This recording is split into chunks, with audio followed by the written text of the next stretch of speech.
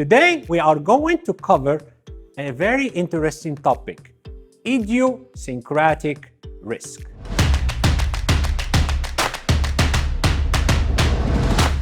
So let's play a game.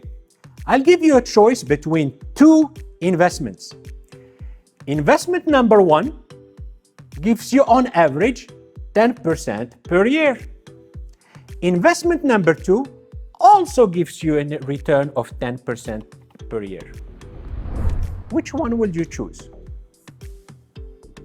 Most of the answers I have gotten is like, well, Abdel, it's the same thing. 10% per year for both investment doesn't make any difference. Ha ha ha. Wait a second. Let's look into the details. In here, you can see the annual returns for both investments.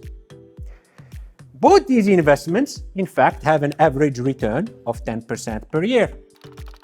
But notice something. There is something very different between the two. Investment number one is all over the place. Sometimes you can have great years, you make 40%.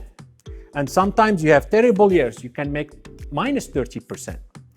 Investment number two, however, is very stable.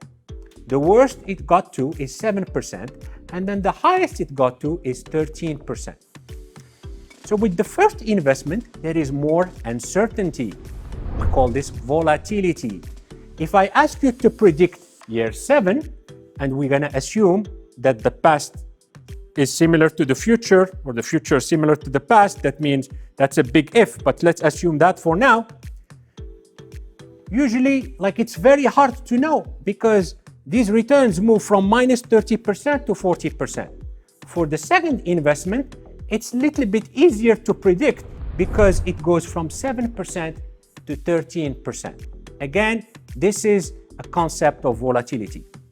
So now, with this additional information, which investment will you choose? I bet you will say, Abdel, I'm definitely choosing investment number two because it's less risky and more stable than investment number one. Bottom line, most individuals just look at returns and they never look at risk. That's a huge issue. You cannot compare investment just by looking at returns while ignoring risk. Returns are about playing offense. Risk is about playing defense. And for investments that have the same returns, you need to select the investment with the lowest risk.